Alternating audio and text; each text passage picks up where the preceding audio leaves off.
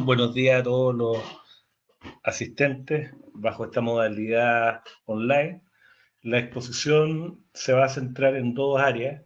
Primero, la temática tributaria, que incluye la operación renta, y luego lo que son las medidas económicas tributarias impulsadas por el gobierno en el marco del COVID-19. Los principales cambios de la ley 21.210, que está vigente a contar de febrero de este año, apuntan básicamente en el Código Tributario en la ley de renta, IVA y otras muchas leyes. En esta exposición nosotros nos vamos a centrar en lo más relevante, que es impuesto a la renta, y algunos puntos del Código Tributario considero importante subrayar para que todos ustedes lo internalicen. En el Código Tributario se reformaliza lo que son los derechos de los contribuyentes. Ustedes saben que los contribuyentes siempre se ha reconocido que tienen obligaciones, pero en el derecho comparado se les reconoce también ciertos derechos o ciertas atribuciones. Y en esa línea, lo que hace el legislador es incorporar al catálogo de derechos que ya existía y que se había incorporado desde el año 2007, primero en una circular, derechos nuevos que apuntan a que el contribuyente sea respetado por los órganos de fiscalización, sus antecedentes sean considerados en las revisiones, no le pidan antecedentes que ya ha entregado, que las devoluciones a que tiene derecho les sean cursadas en tiempo, etcétera. Se establecen nuevas normas de información que lo vamos a ver respecto a los contribuyentes sujetos al régimen general. Y el problema que tienen estas normas de información es que si hay error en la información, las sanciones son bastante onerosas. Otro cambio importante es el término de giro, porque antes, y muchos de ustedes que interactúan con la administración, cuando uno hacía término de giro, la empresa estaba sujeta a una revisión que podía prolongarse por mucho rato, porque no había un plazo definido por la ley ni tampoco por la administración para que pudiera concluir esta gestión. Ahora se establece un plazo de 6 meses para que el servicio cuantifique diferencias distintas a las que ha cuantificado el propio contribuyente. Y también se modificó el término de giro en la ley de la renta, forma bastante radical, porque antes había un impuesto único de un 35%, hoy sigue existiendo ese impuesto único, pero se hace el distingo dependiendo de quiénes son los dueños, son contribuyentes de impuestos finales o empresas.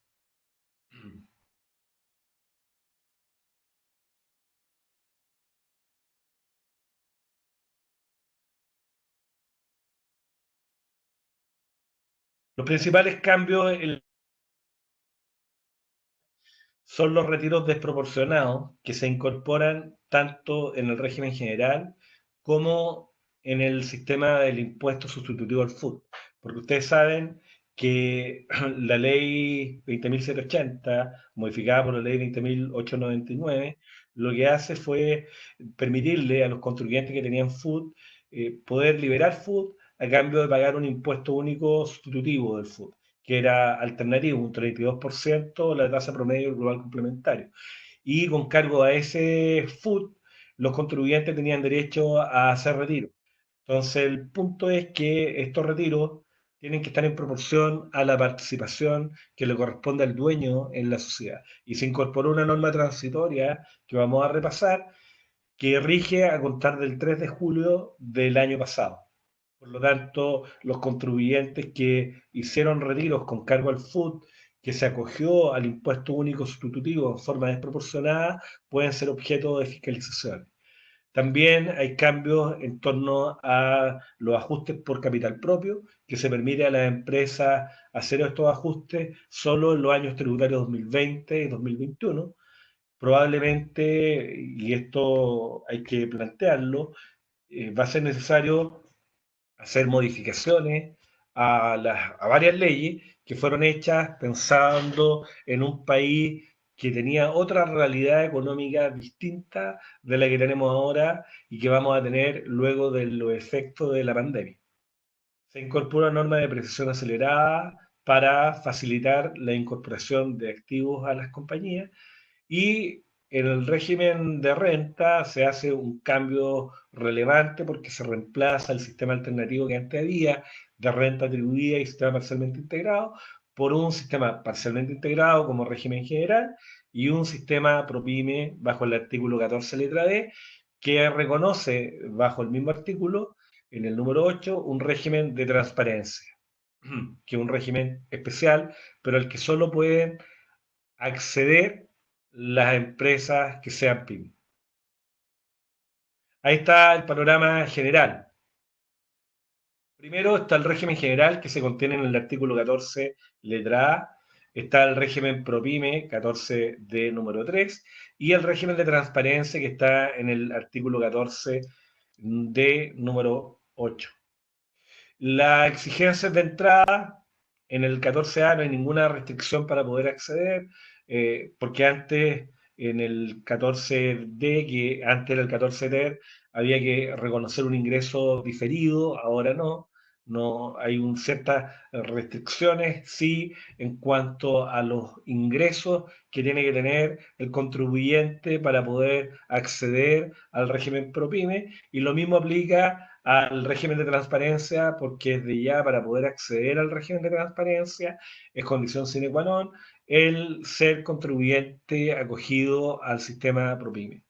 La tasa de impuesto, tal como era antes, una tasa diferenciada, en el régimen general es un 27%, en el régimen ProPyme y para el régimen ProPyme un 25%, y en el régimen de transparencia, como está condicionado a que puedan acceder a él los contribuyentes cuyos dueños sean personas naturales, si acogen a este sistema, van a tributar en función del resultado de la empresa sin pagar impuestos de primera categoría, o sea, tienen tasa cero.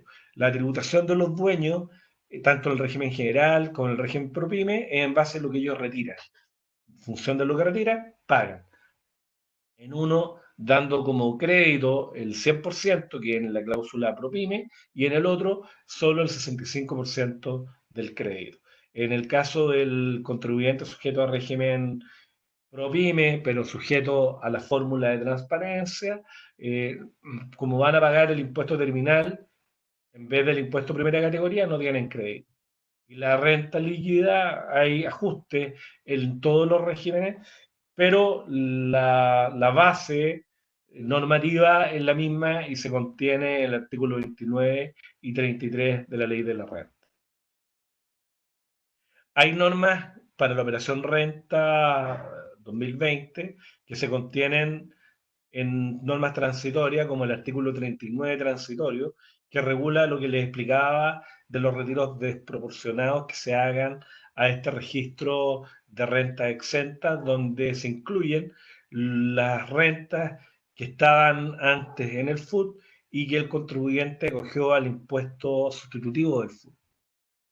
Ahí está dibujado cómo va a operar este esquema. Cuando se trata de empresas cuyos dueños están relacionados, porque el cónyuge, sus convivientes civiles, sus parientes o descendientes hasta el segundo grado, etcétera, y la distribución que hace del registro REX, que este ingreso que no paga impuesto porque ya pagó el impuesto, porque se acogió al impuesto sustitutivo del FUT y se hacen retiros con cargo a ese fondo, tiene que existir razones que sean comerciales, económicas, financieras, patrimoniales o administrativas que justifiquen que una persona que es dueña, por ejemplo, del 10% de la compañía, se lleve el 70% de este registro.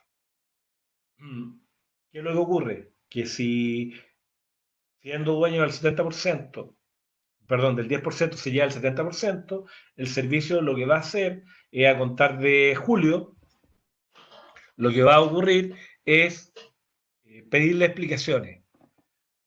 Y las explicaciones que tiene que dar el contribuyente son explicaciones que tienen que estar enmarcadas en razones comerciales, económicas, financieras, patrimoniales o administrativas.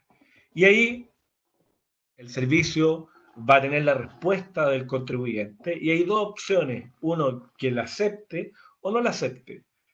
Si acepta esas diferencias, o sea, se acepta, perdón, la respuesta del contribuyente, se termina el problema y no se van a cuantificar diferencias.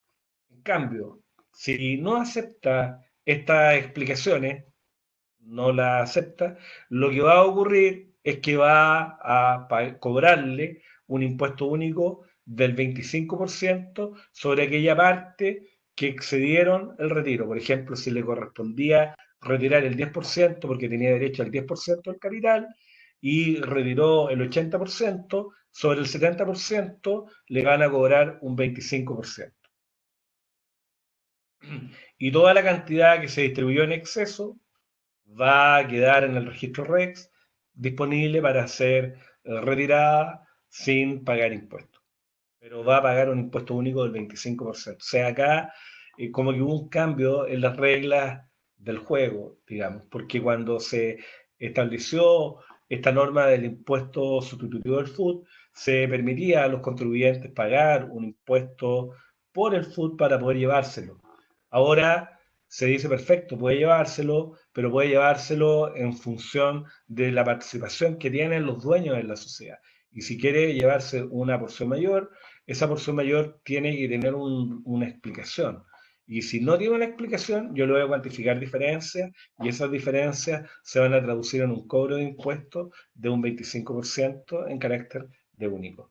Esa es una norma que ya está vigente y que aplica respecto a los retiros realizados a contar de julio del año pasado. Otra modificación que aplica tanto para esta operación renta como para la del año siguiente son las diferencias por capital propio. Las diferencias van a estar en la empresa fuente o pueden afectar a los propietarios. Prefiero ir a los dibujos porque la normativa es como no fácil de leer ni tampoco de entender. Va a ser mucho más fácil para ustedes entender con este diagrama de flujo. Como les decía, las diferencias por capital propio que uno ahora en la operación renta del año 2020 y del 2021 la puede ajustar. Esas diferencias pueden traducirse en que uno tenga que pagar más impuestos o o que haya pagado menos impuestos del que correspondía, porque puede ser la diferencia a favor del Estado o en contra. Si es un mayor impuesto, uno tiene que rectificar el formulario 22 y ese mayor impuesto que tiene que pagar va al saldo acumulado de crédito. Y si la empresa pagó un menor impuesto, se considera que ese impuesto que pagó es un impuesto de primera categoría voluntario y se reconoce también en el saldo acumulado de créditos como un crédito que tendrían derecho los dueños. Y en los propietarios, el efecto que va a tener es distinto según sea una empresa o sea un contribuyente de impuestos finales. Si es una empresa, el tratamiento va a ir como un agregado o una deducción en el registro REX, que son de la renta exenta. ¿Sí? Esa diferencia va a impactar la renta exenta, sea aumentándola o disminuyéndola, dependiendo si el retiro que se hizo se imputó a renta exenta, no debiendo haberse imputado, o se imputó a renta afecta, debiendo haberse imputado a renta exenta. Y en los impuestos finales, en los contribuyentes de impuestos finales, como hay un impuesto pagado en exceso, puede él pedir de vuelta ese pago, bajo el artículo 126 del Código Tributario. Y todo esto en una rectificación en el formulario 22. Pero el legislador se puso en la posición de que existan diferencias de capital propio tributario y yo estas diferencias de capital propio tributario las voy a reconocer en vez de traducirla en una rectificación en el formulario 22, lo que yo voy a hacer es pagar un impuesto único por el 100% de esta diferencia. Y ese impuesto único es un 20%. Y si lo hago, yo esta diferencia la voy a agregar en el registro REX para que los contribuyentes, cuando hagan la imputación contra ese registro, no paguen impuesto de nuevo, porque ya pagaron un impuesto único un 20%. Esta es una alternativa que es bastante favorable cuando uno tiene diferencias en el capital propio, porque el impuesto que va a pagar es un 20%, pensemos que el impuesto terminal hoy es un 40% y puede llegar a un 44,45% como tasa marginal máxima cuando uno sea dueño de una empresa de régimen general que le da crédito solo por el 65% del impuesto primera categoría que haya pagado. Entonces es una opción de salida interesante, pero yo creo que va a ser necesario prorrogarla porque está restringida solo para el año 2020 y 2021, en circunstancias que por la crisis de la pandemia que vivimos todos, es muy difícil que exista caja para pagar el 20%. Desde ya este año veo difícil que las empresas reconozcan esta diferencia en el formulario 22 y la paguen. Ahí está explicado en palabras lo que estaba dibujado antes con el capital propio. Lo que sí, que estas diferencias de capital propio están condicionadas. Es decir, no todos los contribuyentes van a poder acogerse a pagar el impuesto único del 20% y salvar las diferencias para no quedar expuestos a ninguna fiscalización y reconocer esta diferencia como registro ex, es decir, como una cantidad que ya pagó impuestos. ¿Por qué no? Porque la ley excepciona de esta norma de beneficio a los contribuyentes que en los 3 años anteriores, calendario, hayan sido condenados por delito tributario.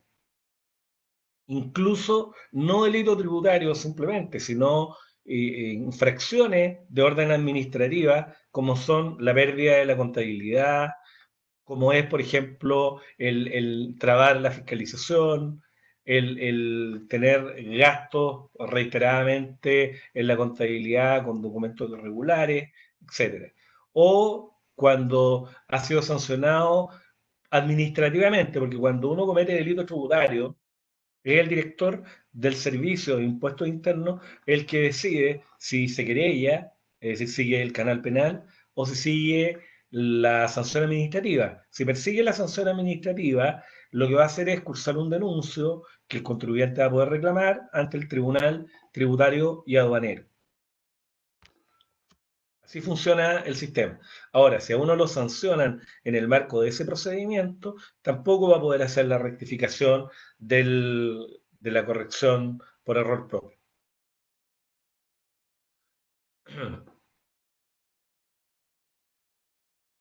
Pero es más, tampoco aplica a aquellos contribuyentes que estén en un proceso de recopilación de antecedentes.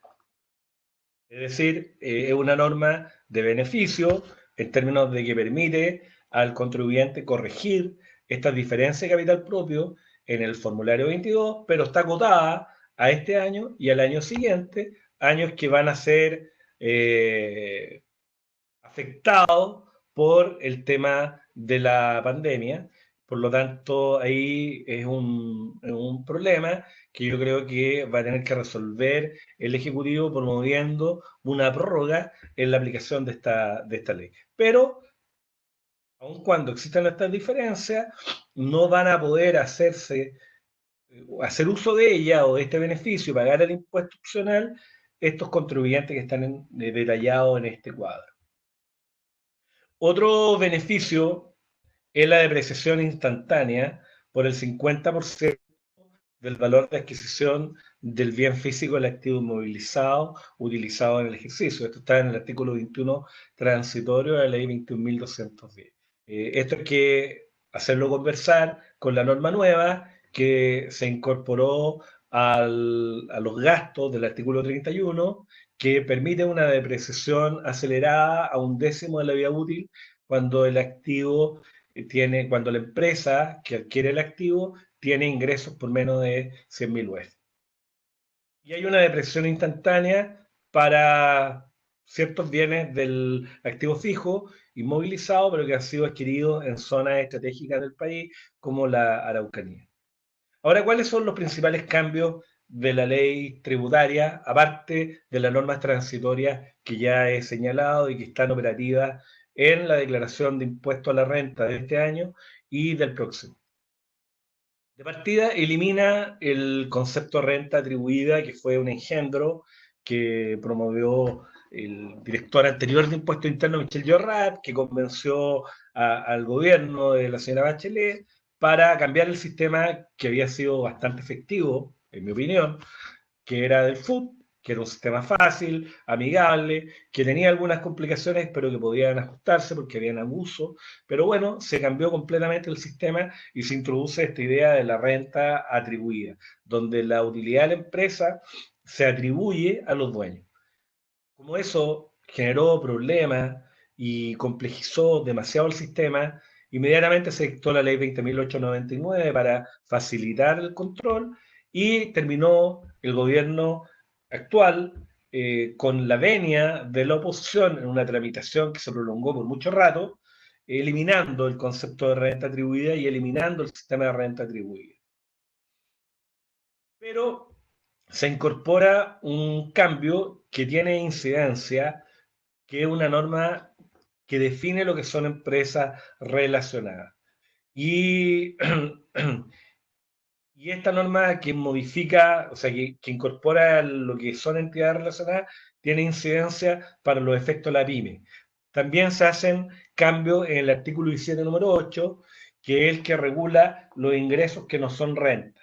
La regla general en nuestro sistema es que cualquier beneficio, incremento patrimonial, cualquiera sea el origen, cualquiera sea su naturaleza, su denominación, paga impuestos. De hecho, hay un fallo de la excelentísima Corte Suprema muy antiguo que condenó a un operador de Codelco por no haber declarado ni pagado impuestos por ingreso ilícito. Nuestro sistema sigue en esto la legislación americana y las directrices de la Unión Europea, y todo paga impuestos. Por lo mismo, cuando algo no paga impuestos, tiene que estar en la ley establecido. Y la ley, en el artículo 17, es la norma que contiene los ingresos que no pagan impuestos. Y estos ingresos que no pagan impuestos están en un listado del artículo 17 y algunos de ellos fueron objeto de modificaciones en la ley 21.210. Y dentro de eso está el que la persona tenga inmuebles y los venda. Y se estableció que ese beneficio de que no va a pagar impuestos hasta 8.000 UF de ganancia y de ahí para arriba un 10% en impuesto único, solo iba a aplicar a las personas naturales o comunidades integradas por personas naturales si entre la fecha de compra y la venta han transcurrido más de un año. Otra modificación y muy significativa es la que apunta a los gastos, porque el concepto de gasto necesario, la Corte Suprema en la jurisprudencia lo fue agotando demasiado. O sea, era necesario lo que era inevitable, lo que era obligatorio, al punto de que hay casos en que han habido juicios con el servicio y el contribuyente ha pagado los abogados y después el servicio y ha ganado el juicio y el servicio después lo objeta como gasto necesario para producir la renta, el pago a los abogados, el pago de los honorarios. Entonces, la idea del legislador, o sea, del ejecutivo que promovió esta reforma tributaria era flexibilizar el concepto de gasto necesario, en términos mucho más amplios del que en definitiva terminó aprobado por la Cámara, porque la Cámara lo que aprobó es el gasto que tiene aptitud para generar renta. Es decir, igual el gasto tiene que estar en condiciones o en posición de generar renta. Pero acá una modificación no menor, sea en el ejercicio o en ejercicios futuros. Por lo tanto, yo puedo anticipar gastos. Antes el gasto tenía que estar en relación a la utilidad del ejercicio, tenía que ser del año comercial a que se refiere el impuesto. Acá, con la modificación legal, basta que este gasto tenga aptitud para generar renta, sea en el ejercicio o en futuro ejercicio, y se encuentre relacionado o asociado al interés, desarrollo o mantención del giro del negocio. Por lo tanto, si yo, por ejemplo, me endeudo como matriz para garantizar una deuda de una filial que está en un proceso concursal y que de no mediar mi apoyo quiebra, podría calificar de gasto necesario. ¿Por qué? Porque yo estoy haciendo una inversión en interés de mi negocio y en mira a que este negocio genere utilidades futuras, porque cuando lo venda voy a pagar impuestos. Una modificación que ustedes ya seguramente conocen y han internalizado es la eliminación de los pagos provisionales por utilidad absorbida. ¿Qué pasa? Que si una sociedad tiene pérdida y recibe dividendos con crédito o genera utilidades propias con crédito, tenía derecho a que le devolvieran el impuesto que pagó por la pérdida que tenía arrastrada, porque esa pérdida que absorbe este dividendo implicó que se había pagado un impuesto por una utilidad que consolidada no debió haber pagado impuesto. Y por eso que el Estado devolvía el impuesto. Pero eso se elimina, se cambia gradualmente hasta el año 2023. Es un porcentaje cada año que uno va a poder pedir de vuelta como pago provisional por utilidad absorbida. Por lo tanto, aquellos holdings que tenían deuda y que tenían pérdida y que recibían dividendos con crédito y ese dividendo lo pedían de vuelta, ahora van a tener que reestructurarse porque ya no tiene sentido el tener el holding y la sociedad operativa. Por lo tanto, lo que va a ocurrir es reorganizaciones empresariales. Otra modificación relevante es la que permite al contribuyente reflejar como gasto al término de 365 días toda la cartera que está en el activo de créditos que son incobrables, que tengan una morosidad de 365 días, pero de acuerdo a un programa gradual que va a ir definiendo el propio Servicio de Impuesto Interno.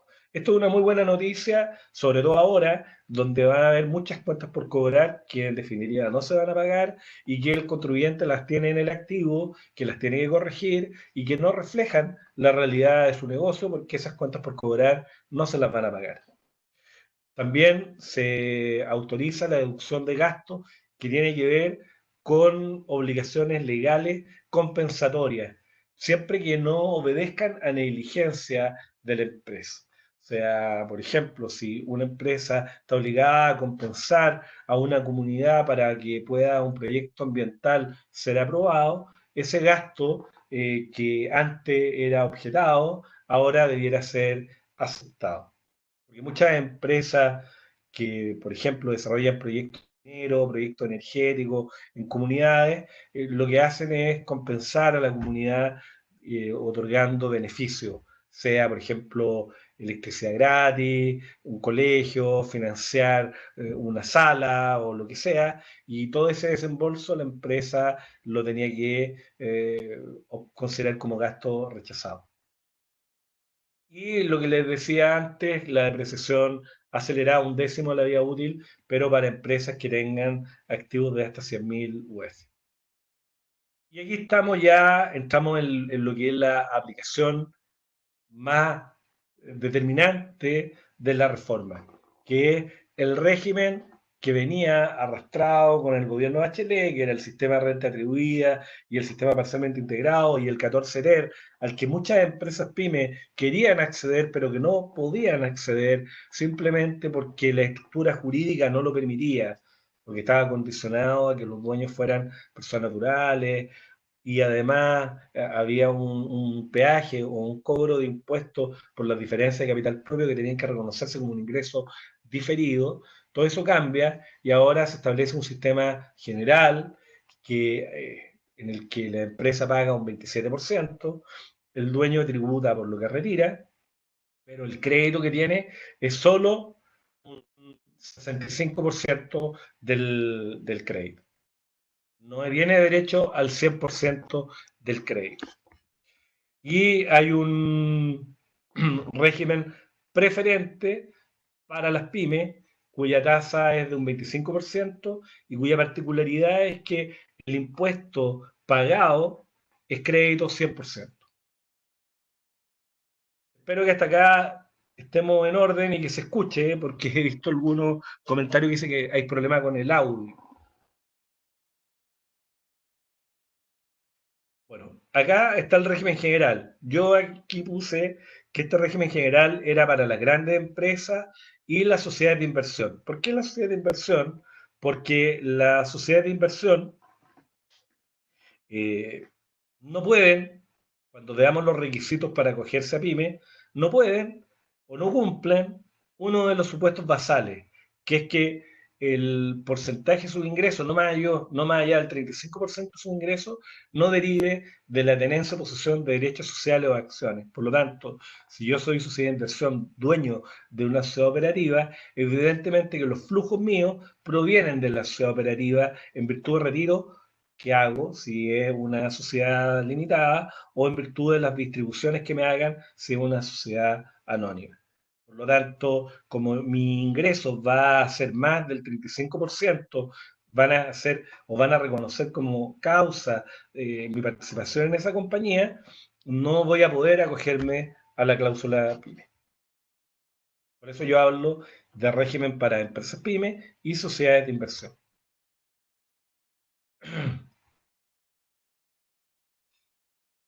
¿Cuál es el régimen general? El régimen general es que las empresas los dueños de las empresas van a pagar por lo que retiren.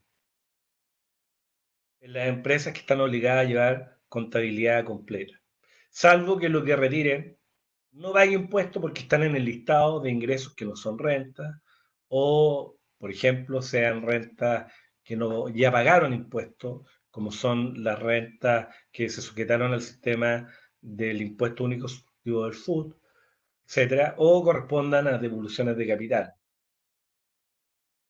Las empresas de régimen general están obligadas a llevar ciertos registros. El primero de ellos, el registro de renta afecta a los impuestos finales, que se llama RAE. Luego está el registro que se conoce como DDAN o de diferencia entre depreciación normal y acelerada. ¿Por qué? Porque las empresas para determinar el resultado tributario pueden llevar depreciación acelerada y llevar a gasto a un décimo de la vida útil del activo. Pero a nivel de lo que el contribuyente dueño puede retirar, evidentemente que la caja no ha disminuido. Por lo tanto, esa diferencia se reconoce en este registro. Y si el dueño de la empresa retira con cargo a este registro, sí debe pagar impuestos. Por eso tiene que llevar un control de esta diferencia entre la depreciación normal y la depreciación acelerada. Luego está el registro de renta exenta o REX, o ingresos no constitutivos de renta, donde debe anotar todas aquellas cantidades que ya pagaron impuestos o que están exentas del impuesto de primera categoría o que son ingresos derechamente no constitutivos de renta. Y está el registro SAC, que es el saldo acumulado de crédito, donde está el impuesto pagado por la empresa que va al saldo acumulado de crédito y contra este saldo se imputan los retiros, pero considerando el factor nuevo que es el impuesto primera categoría que se pagó. Por eso que hay que multiplicar por 0,3333 periódico, que es la diferencia, que es el impuesto primera categoría que es la diferencia entre el impuesto de primera categoría y lo que resta para integrar a 100. En este saldo acumulado de crédito, lo que les prevengo es que tienen que llevar un control de los créditos que tienen restitución, de los créditos que no tienen restitución. ¿Por qué? Porque la empresa que está en régimen general puede participar en una sociedad que sea PYME. Y si participa en una sociedad PYME, la sociedad PYME le va a distribuir utilidades con crédito de 100%. Pensemos, por ejemplo, una sociedad de inversión que es dueña de una sociedad operativa. La sociedad operativa le va a distribuir utilidades o va a retirar utilidades que van a venir con el crédito del 100%. Las va a anotar en este saldo acumulado de crédito, pero no va a estar obligado a restituir el crédito. Pero van a haber utilidades propias de esta sociedad de inversión que van a pagar el impuesto de primera categoría del 27%, que van a ir al saldo acumulado de crédito, pero que el dueño va a tener obligación de restituir. Y por lo tanto va a llevar en un cuadro las utilidades con crédito, con restitución y sin restitución. Evidentemente que cuando se hacen los retiros, se imputan primero los créditos que uno tiene que devolver. Ahora, el orden de imputación de los retiros es, en primer lugar, todo lo que yo retiro va al RAI y por lo tanto paga impuestos y se come el RAI.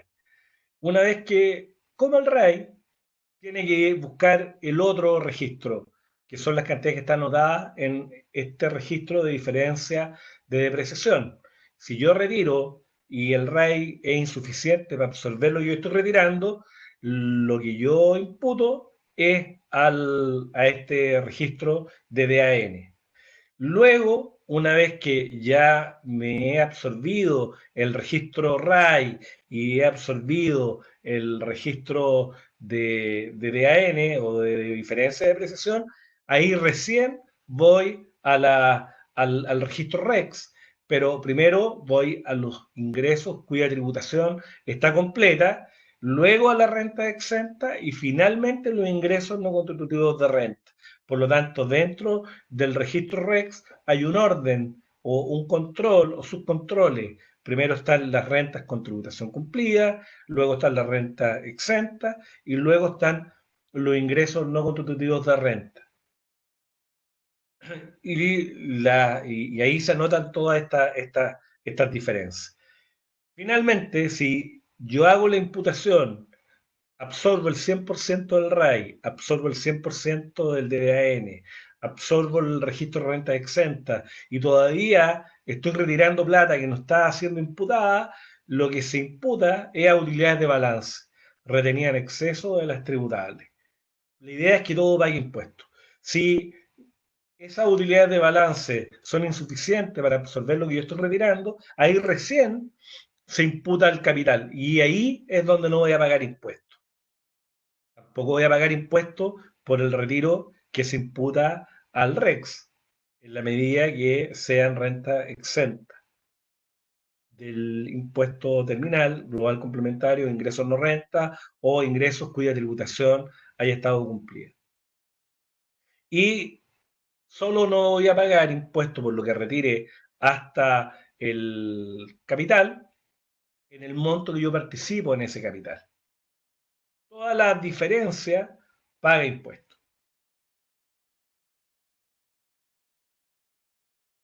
Y las disminuciones de capital que se van a hacer con motivo de esta imputación tienen que traducirse o reflejarse en una modificación societaria que tiene que formalizarse. Y esa formalización tiene un tiempo definido por la propia ley, que a más tardar febrero del año siguiente. Es decir, y en síntesis, si yo hago un retiro, lo que yo retire, hay un orden de imputación cuando estoy en régimen general. Primero va al RAI, luego a las diferencias de precisión normal y acelerada, luego a la renta exenta, luego a las utilidades de balanza retenidas en exceso de las tributables y finalmente va al capital. Pero para que vaya al capital, tiene que traducirse o reflejarse en una disminución de capital que tiene que estar formalizada. Ahí está la imputación del régimen general, donde el retiro va al RAI, al DDA, y de ahí al SAC van con restitución y sin restitución. Primero, los que restituyo. Yo tengo que devolver el impuesto porque acuérdense que en régimen general yo tengo derecho solo al 65% del capital, del impuesto primera categoría que se pagó. 65%. Luego, la forma de determinar el crédito es re fácil, porque es dividir la tasa de impuesto de primera categoría vigente con el 100% menos dicha tasa. Y todo eso expresa en un porcentaje, y eso es lo que se aplica a la utilidad que yo me estoy llevando.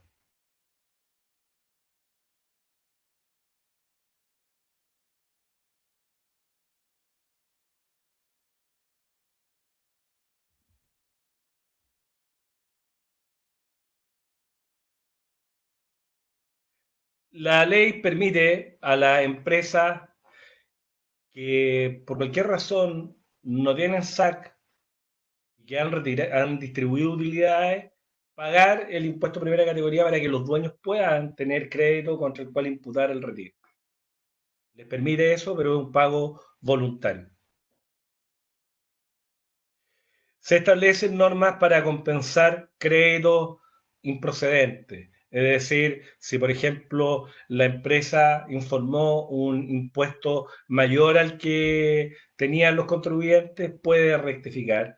puede, perdón, pagar esa diferencia y no estará obligada a hacer la rectificación. Normas especiales para eso y también normas especiales de información. Aquí yo quiero remarcar, porque muchos de ustedes asesoran empresas, son contadores y son, en definitiva, los que interactúan con la autoridad. Esta norma de información es significativa porque en el evento que no se cumpla o contenga errores, hay sanciones económicas que son no menores y que evidentemente su cliente va a querer que ustedes la asuman si hay algún error. ¿Por qué? Porque se impone a la empresa la obligación de informar los retiros que se hayan hecho.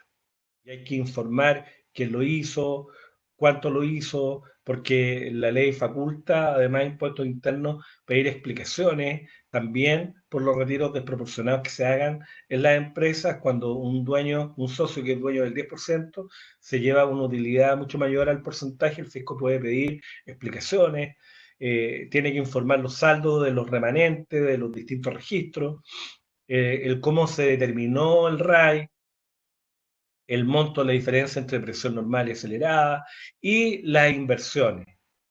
Las inversiones que el contribuyente hizo en el extranjero durante el año comercial anterior.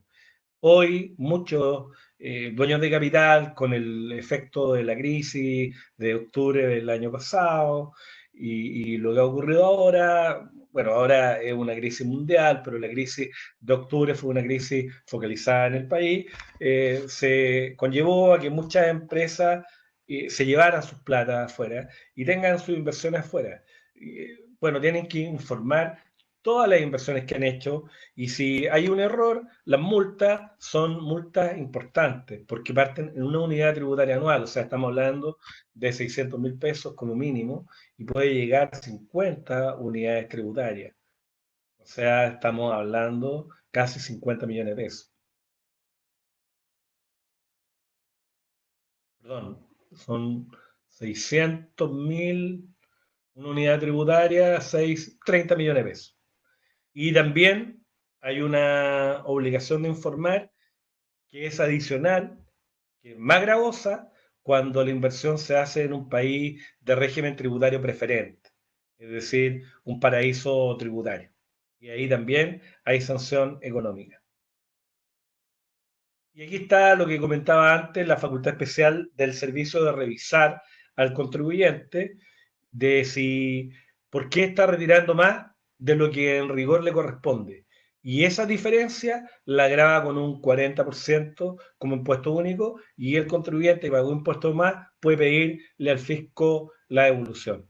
Yo aquí hice un diagrama de flujo parecido al anterior, con la diferencia de que se abre acá la respuesta del contribuyente. Si la respuesta es satisfactoria, por ejemplo, el contribuyente logra explicar por qué Juanito se llevó el 90% de la utilidad siendo que era dueño del 10%, no le va a cuantificar diferencia, pero tiene que dar una explicación bien fundamentada, bien razonada. Si no, el efecto es un impuesto único del 40% sobre el exceso de retiro. O sea, si se debía llevar 10 y se llevó 20, sobre los 10 que se llevó en exceso, le aplican un 40%. Las personas, ahora, la variable es, los dueños son personas naturales o empresas. El que se llevó los 20, debiendo llevarse 10, ¿es una persona natural o es una empresa? Si es una persona natural, significa que pagó un impuesto de más y por lo tanto, en el mismo procedimiento, el fisco le va a devolver el impuesto que pagó de más. Pero si es una empresa, lo que tiene que hacer simplemente eso que se pagó de más, lo debe llevar al registro REX para cuando hagan retiro no pagar impuestos. Acá el fisco cobra un peaje que es caro para los retiros asimétricos. Luego está la norma de la letra B, que es para los contribuyentes que no llevan contabilidad completa, que se graban con los impuestos finales en el mismo ejercicio en el que se genera la utilidad. También aplica a las rentas presuntas. Luego está el incentivo al ahorro, que es transversal para la empresa de régimen general y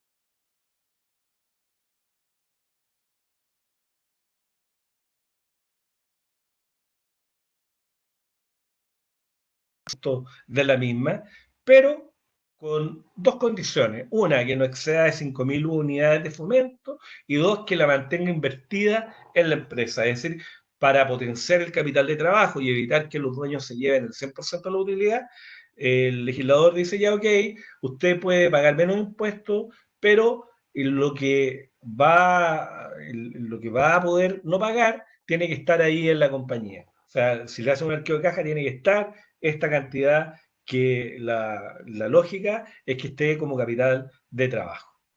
Luego vamos a la cláusula PYME, que está en el artículo 14, letra D, donde los requisitos seguramente ustedes ya los conocen, porque se han transmitido por distintas formas, y ya se han tornado muy masivos, que es un capital no menor a 85.000, no mayor a 85.000 UF, ingreso de 75.000 UF por año, se considera el promedio, puede exceder en un año, pero aquí hay una norma especial, que es que debe consolidar los ingresos de sociedades en las cuales esté relacionada. Y ahí estamos en un problema, porque las entidades relacionadas que se consideran para estos efectos son las que define el artículo 17, número 8 del Código Tributario, que es una definición amplísima. Una definición amplísima. Mucho más amplia de la que da la ley de sociedad anónima y de mercado de valores. Por lo tanto, ahí va a haber un problema práctico de cómo vamos a saber que somos pyme, y que los ingresos que tenemos están por debajo de esta cantidad si participamos en distintas sociedades. Algo parecido a lo que había antes con la tributación de los bienes raíces agrícolas, donde tenían que sumar las ventas de los otros predios. La otra particularidad es que los ingresos que percibe la pyme no pueden exceder del 35%, reconocer como causa la renta del número uno o número 2 del artículo 20 del libro de la renta. El número uno regula la explotación de bienes raíces, pero acá la ley expresamente dice, mire, si usted tiene bienes raíces agrícolas y genera renta por esos bienes raíces agrícolas, esa renta no la vamos a sumar. Pero sí vamos a sumar la renta de los bienes raíces no agrícolas, por ejemplo, si lo arrienda, y la renta de capital inmobiliario, que son dividendos, tenencias de acciones, intereses, etcétera. Y también por derechos sociales o participaciones en sociedades o fondos de inversión. Entonces, si yo participo en una sociedad y de esa sociedad me hace distribuciones o yo hago retiro, y esos retiros representan más del 35% del total de mis ingresos, yo no voy a poder ser pyme. Por eso que en el régimen general yo incluí a las sociedades de inversión. Se supone que el fisco va a dar información en la carpeta electrónica que le permita al pyme poder acceder a esa carpeta, abrirla a la banca y poder entregar un estado de situación tributaria que a la vez le permita, valga la redundancia, acceder a los créditos. La opción esta de declarar bajo la cláusula PYME es una opción que había que adoptarse hasta abril de este año, pero que en virtud del problema del coronavirus, como vamos a ver más adelante, se prorrogó hasta julio. ¿Cuáles son las particularidades tributarias de las pymes? Que pagan un impuesto de primera categoría del 25%, que no llevan corrección monetaria, que tienen depreciación instantánea, que reconocen como gasto de egreso la existencia del negocio en el año en que las compraron, debe sumar los ingresos percibidos, no los devengados, salvo los devengados cuando sean de sociedad relacionada, y restar los gastos de egresos pagados, salvo que se hayan generado con entidades relacionadas, que ahí es cuando que tiene que reflejarlo incluso cuando están adeudados. La particularidad de las pymes es que no están obligadas, lo que significa que pueden llevar igual estos registros si quieren, y veremos que deberán llevarlo si tienen ingresos no exentos, deben llevar el registro REX para poder hacer la imputación a este registro REX, o si van a imputar capital tienen que tener estos registros para demostrar que lo que se llevaron es capital y no utilidades afecta al otro registro. Entonces ahí hay que reconstruir o reconstituir los registros. Entonces, en principio, están liberadas de llevar los registros que sí están obligadas las empresas de régimen general. Esto significa que cualquier retiro que hagan van a pagar impuestos. El registro que sí deben llevar es el registro SAC, que es el saldo acumulado de crédito, que deben llevarlo con la distinción de impuestos de primera categoría con restitución y sin restitución. Los dueños tributan en base los retiros. Ahí está más o menos el procedimiento y aquí yo quise ser más esquemático de cómo está el mapa de la norma PYME en el artículo 14 letra D. En el número 1 de ese artículo está lo que es una PYME, la definición que ya vimos, que es aquella entidad que tiene ingresos por hasta 75.000 UF. Le enfatizo que esta definición es distinta de la ley que regula a las pymes, porque la ley que regula a las pymes considera pyme aquella que tiene ingresos hasta 100.000 UF. Acá se consideran pyme a empresas que tienen ingresos hasta 75.000 UF. En el número 2, regula el acceso a financiamiento con esta suerte de carpeta electrónica que Impuestos Internos va a poner a disposición del pyme para que los bancos puedan acceder y otorgarle en forma más rápida los créditos. Luego está la tributación propiamente de las pymes, de cómo se determina su resultado en el número 3, en la tributación de los dueños en el número 4, el procedimiento para acogerse al régimen ProPyme, que ahora ha sido diferido en virtud del COVID-19. Luego está cómo tengo que transitar desde el 14A al sistema ProPyme, el retiro o exclusión de la pyme cuando ya no cumplo los requisitos y salgo de la pyme, y el régimen de transparencia que está en el número 8. El artículo 14, letra D, da la opción de ser pyme o optar por el sistema de transparencia que está en el número 8, pero que el sistema de transparencia del número 8 está condicionado a que los dueños o contribuyentes, dueños de la empresa, sean contribuyentes de impuestos finales. Luego está la norma de transición a la cláusula ProPyme. Si es renta atribuida y cumple los requisitos, está acogida de pleno derecho al régimen ProPyme. ¿A contar de cuándo? De enero de este año. Ahora, si no cumple los requisitos, o sea, ahí hay que ver si cumple, porque puede acogerlas de pleno derecho el servicio, si el servicio tiene la información que permite calificarla ipso facto ProPyme. Ahora, en el caso de que tenga la duda, y la puede tener la duda razonable en función de que el servicio está clasificando a la empresa como pyme sin considerar las normas de relación y sin considerar tampoco cuánto representa en el total de los ingresos la participación que tiene en capital inmobiliario o en derechos de sociedades o acciones de sociedades o fondos de inversión. Por lo tanto, las empresas que estén sujetas al régimen de renta atribuida, si cumplen los requisitos, van a optar a este régimen a contar del 31 de julio del 2020. Y ahí van a poder optar también por el régimen de transparencia. Ya señalaba cuáles son los requisitos para poder ser pyme, que son distintos a los del artículo 14 ter de antes, porque el artículo 14 ter, que estaba concebido para las pymes, en realidad no todas las pymes se acogieron a ese beneficio. Es decir, me atrevería a decir que cerca del 58% de las empresas que eran pymes no se acogieron al 14 ter. ¿Por qué? Porque estaba condicionado a cierta formato jurídico de las sociedades. Desde ya no podían ser sociedades anónimas. Además, las sociedades no podían estar conformadas por sociedades que fueran integradas por personas jurídicas. Ahora, nada de eso existe. También había un tiempo de permanencia, nada de eso existe. Es mucho más flexible la cláusula ProPyme que existe hoy versus la que existía antes. Ahora, ¿cómo determinan su resultado?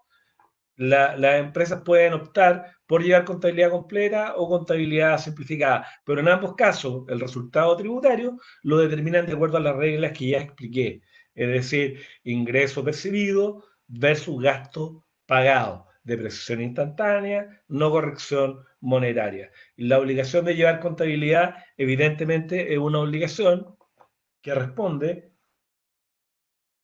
a la necesidad que tiene el dueño de la compañía de tener información oportuna, veraz y suficiente de su negocio para adoptar las decisiones más adecuadas en el desarrollo de su giro.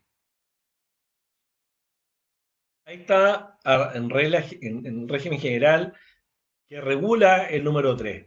El servicio, como todo ahora es electrónico y con el tema de la boleta electrónica, va a ser mucho más fácil que fluya la información.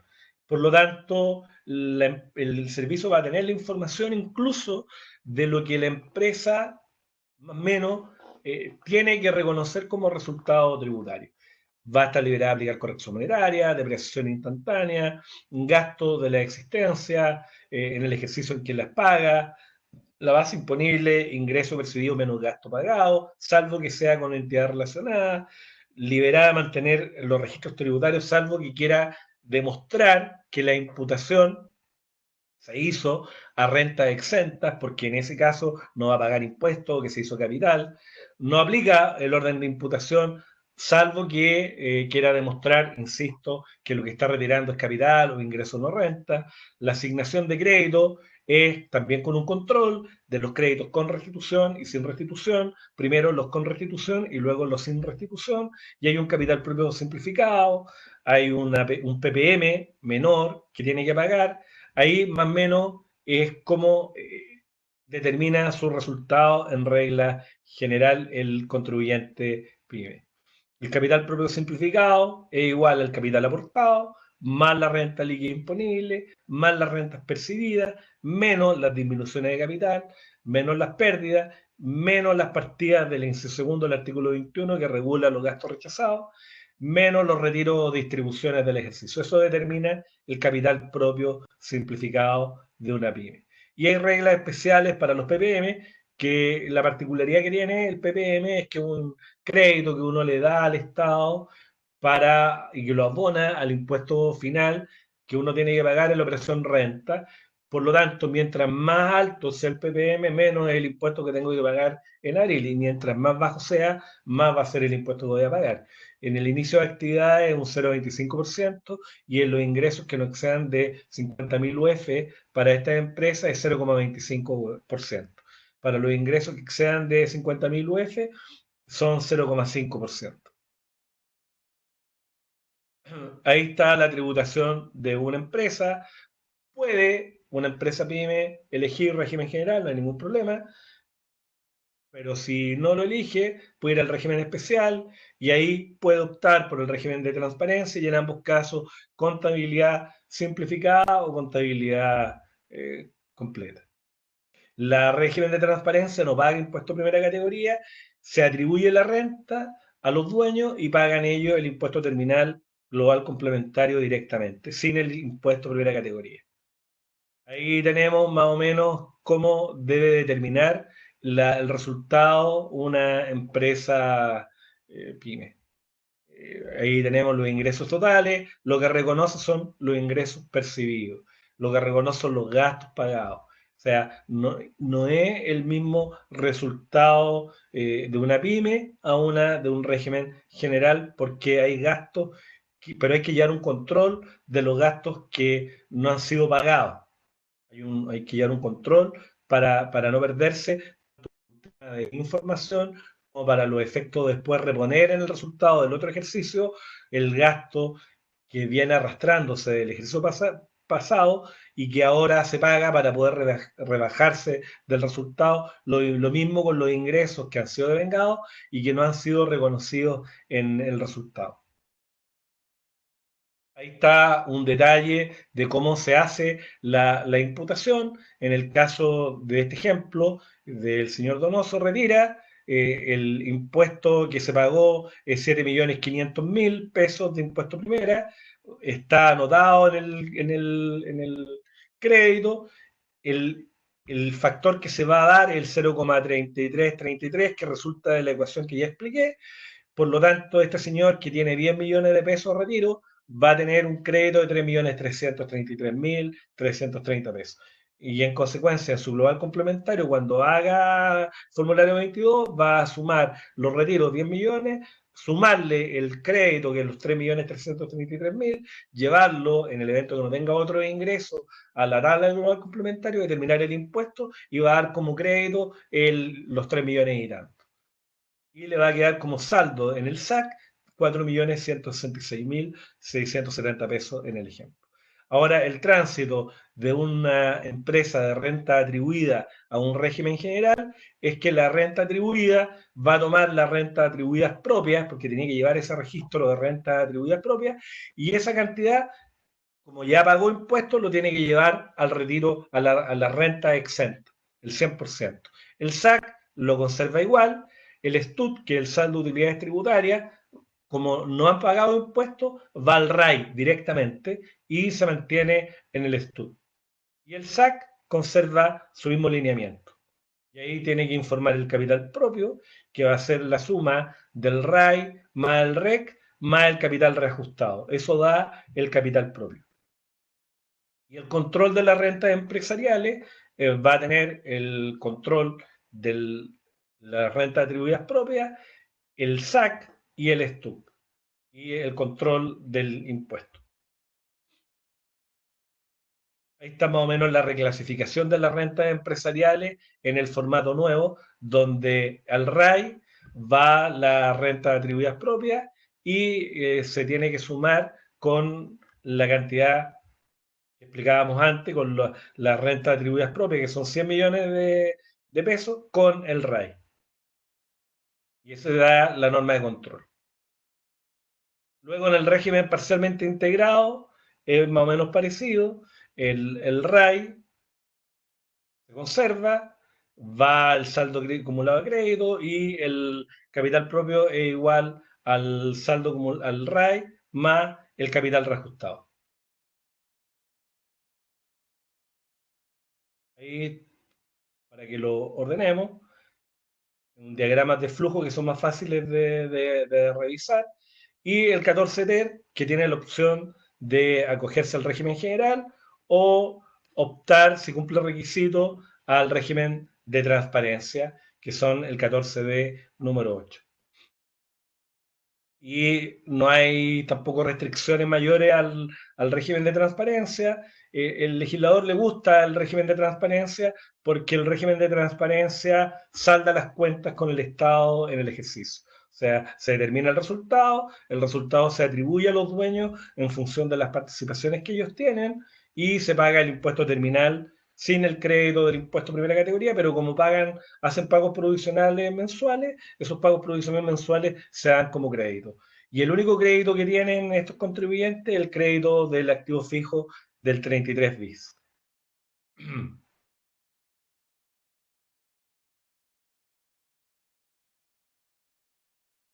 Otros cambios del impuesto a la renta es que restablece el impuesto terminal que lo habían disminuido a un 35%, lo restablece a un 40%, pero como el contribuyente de empresas que tienen derecho a crédito solo el 65% del impuesto, esa diferencial puede sumar un 9,45% y podría llegar a un 49,45% del impuesto, se logró consensuar en el Congreso que la tasa del global complementario máxima llegara a un 44,45%. Luego, el término de giro, lo determinante va a ser la diferencia de capital propio y que va a existir la opción, en el caso de que los dueños no sean contribuyentes de impuestos finales, de subir este registro RAI a los dueños y se distribuye a los dueños. Y en cuanto a la asignación de los activos, que lo modere la otra página, va a ser al valor que esté contabilizado en la sociedad que hace el término de giro, sin que el servicio tenga la facultad de tasar. O sea, tiene la facultad, pero no la va a poder ejercer.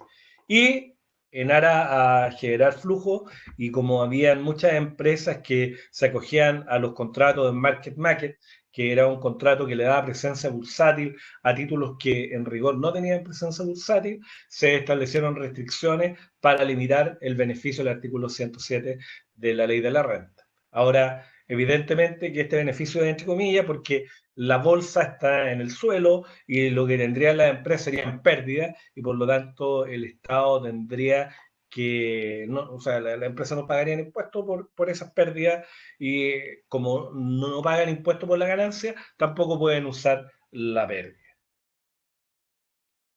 Además que este beneficio del 107 favorece a la AFP, que son dueñas de muchas, o participan, tienen participación accionaria en muchas empresas IPSA, con la particularidad que las empresas IPSA de las cuales son dueñas pagan el impuesto del 27%, tienen derecho ellas a crédito y ese crédito nadie se lo acredita. Por lo tanto, el fisco se queda con el crédito que les corresponde a la AFP y por consiguiente a los afiliados y nadie ha resuelto todavía ese problema.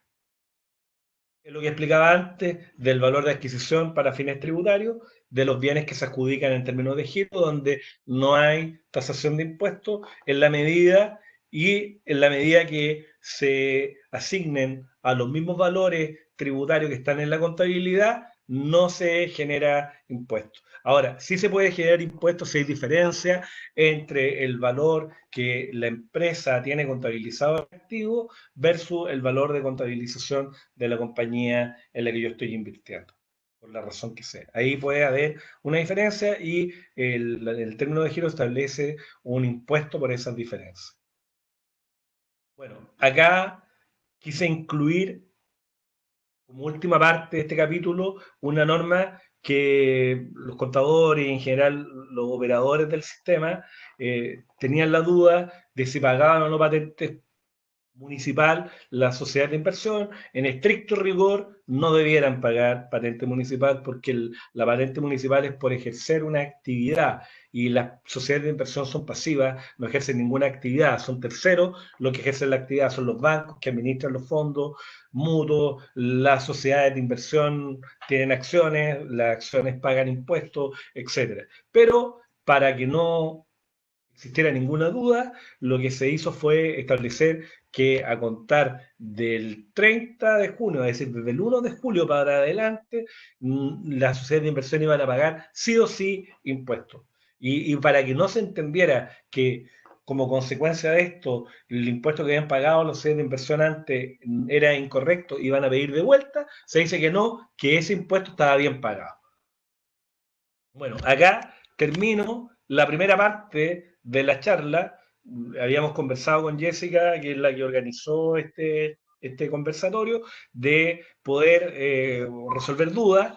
O si quieren, también la opción es que las dudas se pongan por escrito, se mandan y yo después las respondo a Jessica y se ponen a disposición de todos los que están en el chat. Hola Ahí, Cristian, sí, como bien dices, ya tenemos algunas preguntas, así que si quieres respondemos estas y al final ¿sí? hacemos una pequeña segunda ronda. Perfecto. Eh, la pregunta dice, si el requisito del capital efectivo se debe cumplir solo al inicio de actividad o también es exigible en cualquier época. Es decir, si una empresa desea incorporarse hoy al régimen ProPyme, teniendo 10 años de existencia, ¿debe revisar cuál es su capital efectivo hace 10 años? Claro, o sea, la sociedad, a ver, la sociedad, el capital está determinado en los estatutos. Por lo tanto, no es difícil pesquisar el capital. El capital está en los estatutos y, claro, de pleno derecho se va modificando el capital en la sociedad anónima, pero en las otras sociedades es el capital que está en los estatutos y lo vamos actualizando. Entonces, no debiera haber problema para definir ese primer requisito. Si tiene más de 85.000 UF o menos de 85.000 UF de capital. Y por lo tanto, si yo después no cumplo con esa condición, hay normas que regulan el qué pasa cuando los requisitos que se exigían para poder acceder a las pymes dejan de cumplirse. Y ahí la pyme tiene que volver al régimen general y eso está regulado de cómo tienen que retornar al régimen general. Pero el capital es un tema que es fácil de administrar porque uno le puede prestar la plata a la pyme y no es propiamente un capital. Se maneja como capital, pero no es un capital. El capital es lo que está incorporado como tal en los estatutos, tiene que haber una modificación estatutaria. Por eso, es más, la propia ley, cuando regula los retiros que uno hace y se quieren imputar a capital, y se imputan a capital, tiene que haber una disminución de capital estatutaria y tiene que traducirse en una modificación en los estatutos y tiene que hacerse en un plazo que va a ser febrero como plazo máximo del año siguiente. Perfecto.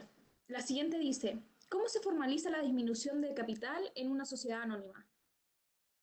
Igual que cualquier sociedad, con la diferencia que arriba una junta extraordinaria de accionistas, donde si es una sociedad anónima cerrada, los accionistas van a concurrir de unanimidad. En la anónima abierta, tienen que convocar a la junta bajo los formatos que la ley de sociedad anónima establece. Se convoca a la junta, que puede convocarse sin las formalidades si comparecen todos los accionistas que representan las acciones emitidas con derecho a voto, y en la Junta se acuerda la disminución de capital con un quórum, que es un quórum especial en la sociedad anónima, que es distinto de la sociedad limitada, porque la sociedad limitada requiere el consentimiento de todos los socios. En la sociedad anónima basta un quórum, que son quórum diferenciados según las materias que se están acordando.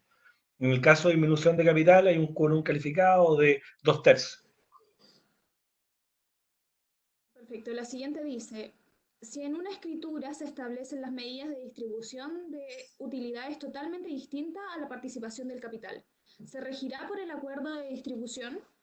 ¿Por qué motivo podría ser que se dé esa diferencia en el capital propio tributario? Ya, lo que ocurre es lo siguiente, y esto es una pregunta que vamos a tener que esperar cómo la responde el sistema. Porque, ¿qué ocurre? Que las sociedades tienen un capital, luego tienen una utilidad. La utilidad no siempre se distribuye en función del capital, porque ocurre que, por ejemplo, el papá pone el capital, el papá ya está mayor, por lo tanto jubiló, ya no está encima de la compañía, son los hijos, y los hijos se distribuyen en esa utilidad dejando fuera al papá o dándole al papá lo justo. Por lo tanto, no va a haber una simetría entre lo que yo estoy distribuyendo y lo que es la participación societaria. Cuando eso se produzca, lo que va a ocurrir es que Impuestos Internos va a ver que Juanito, que es el socio, que es el hijo de Pedrito, está retirando más de lo que puso como capital y le va a pedir una explicación, se va a tener que entrar a explicar. Ahora, evidentemente que si en los estatutos está regulado que va a llevarse más utilidad eh, el hijo que el papá, aun cuando puso menos plata en el capital, debiera, esa es mi opinión, debiera la autonomía de la voluntad primar por sobre la temática tributaria y el Estado debiera hacer prevalecer lo que está en los estatutos, porque las partes consintieron en distribuirse de esa forma. Pero si nos vamos a la ley, lo que dice la ley es que el servicio puede pedirle explicaciones cuando hay retiros desproporcionados y las explicaciones, las razones económicas, administrativas, patrimoniales, comerciales, es decir, yo le puedo demostrar que el que opera la compañía comercialmente es el que se está llevando la utilidad, pero tengo que hacer una gestión de demostración. No sé si sea suficiente los estatutos. En mi opinión, debieran ser suficientes los estatutos si establece un régimen de distribución distinto, porque por algo establecieron ese régimen de distribución distinto. Perfecto. La siguiente dice, respecto a los retiros desproporcionados, ¿es posible acompañar el libro de actas de registro de juntas de la ESPA como medio de prueba para justificar las razones económicas de los retiros? Por ejemplo, el socio dueño del 10% es la imagen principal de la marca y responsable del 80% de los ingresos de la empresa con sus conocimientos, o porque ahora tiene un posgrado y recibe más ingresos, después dice etcétera. Que es lo mismo que conversábamos antes, o lo que yo planteaba antes. Este va a ser el gran problema de esta reforma, que se va a llenar de casos de fiscalización, porque hay muchas empresas que no han regularizado las participaciones sociales porque se distribuyen la utilidad de acuerdo a la realidad. Entonces, cuando armaron la sociedad, el papá o quien sea puso más capital, pero quien está trabajando y operando en la sociedad son personas que tienen una participación societaria más chica y que les da lo mismo tener una participación societaria más chica porque en los hechos administran y se llevan más utilidad. Entonces ahora, evidentemente, lo que marcaba acá el que preguntaba, tiene razón que hay que ir dejando evidencia empírica para la fiscalización en términos de que en el acta conste o que exista una explicación razonada dada por los mismos accionistas de por qué a ese accionista le está correspondiendo una mayor participación que el resto. Tiene que dar una explicación que a mí me parece engorrosa, absolutamente contraria a la lógica, que va a trabar el sistema, etcétera, etcétera, pero es lo que se aprobó. Lamentablemente es la realidad que tenemos. Y la realidad que tenemos es esa. Hay que entrar a explicar el por qué las distribuciones son asimétricas. O al final del día lo que hay que hacer es ajustar el capital. Ahora hay casos en que resulta imposible ajustar el capital porque el monto del capital que hay o el patrimonio de la compañía es muy alto, por lo tanto, ¿cómo explico que voy a diluirme por un aumento de capital tan reducido, siendo que el patrimonio de la compañía es significativamente mayor? Perfecto, la siguiente dice, no me quedó claro eso de los 8.000 UFs y el 10% en venta del inmueble. No, lo que pasa es lo siguiente, que hoy, con la reforma del gobierno de Bachelet, se estableció que las personas naturales que eran dueñas de inmuebles van a pagar impuestos por lo que exceda de 8.000 UF de ganancia. O sea, si yo tengo una propiedad que vale 100 millones de pesos y la vendo en 1.000 millones de pesos, voy a pagar impuestos no sobre los 900 millones, sino sobre lo que exceda de 100 millones más 8.000 UF. Entonces, si 8.000 UF son 200 millones, por 300 millones no voy a pagar impuestos. Por la diferencia que 700 millones voy a pagar un impuesto único del 10%. La modificación que se hizo fue que entre la compra y la venta tiene que haber transcurrido un plazo menor, no menor a un año. O sea, si transcurre un plazo mayor a un año, voy a tener que pagar, menor a un año, voy a tener que pagar impuestos de régimen general. O sea, si yo tengo un activo como persona natural, lo compré ahora y lo vendo en 2 meses más, voy a pagar impuestos del 40% impuesto terminal. Y no voy a tener el beneficio que la ley me reconoce porque está condicionado que entre la fecha de compra y venta transcurre a lo menos un año. Perfecto, tenemos dos preguntas más y continuamos, ¿te parece? Dale. ¿Dónde va ese registro del control de ingresos de vengados? ¿Qué libro? Dice, si no llevo contabilidad.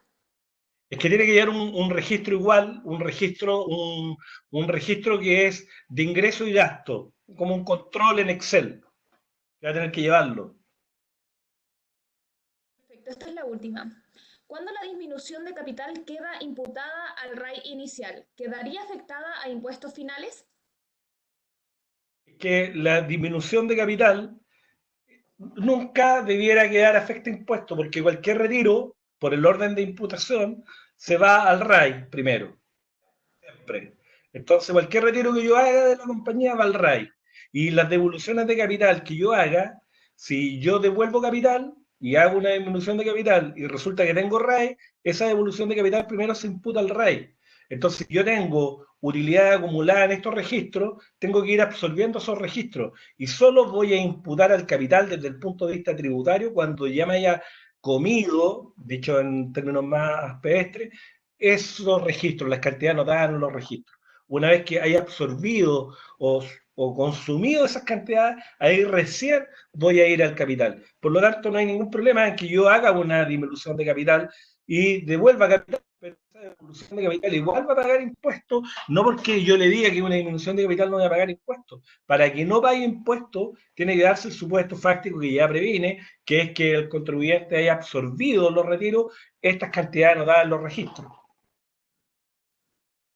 Perfecto, te dejo entonces que continúes con la presentación. Yo voy a ir anotando el resto de las preguntas para el final. Ya. Bueno, en esta segunda parte, lo que me pidieron que abordara son las medidas de índole tributaria que apoyan a las empresas pequeñas, medianas, etcétera. Aquí hay un tema que no me parece razonable dejar fuera a las empresas grandes, porque en definitiva la economía funciona como una cadena. Si nosotros ayudamos a los que venden comida en los estadios y no ayudamos a los clubes, no sacamos nada porque los clubes son los que juegan y la gente que vende comida cuando se dan los partidos. Por lo tanto, si no hay clubes, no hay partidos y por lo tanto tampoco van a haber restaurantes ni gente vendiendo en la salida de los lugares. Entonces, las medidas tienen que apuntar a todo el sistema y no focalizarse en las empresas más chicas en función de este tema de lucha de clase que no beneficia a nadie. El Supremo Gobierno, en base a la situación vivida del COVID-19 y los daños que son evidentes, dictó varias medidas que están resumidas en este catálogo que está expuesto acá. En el IVA, impuesto territorial, pagos provisionales, devolución de impuestos, etcétera, etcétera. Entonces vamos a ir uno a uno. En el IVA, sabemos nosotros que el IVA tiene que pagarse todos los meses y que hay normas que permiten diferir el IVA para ciertos contribuyentes.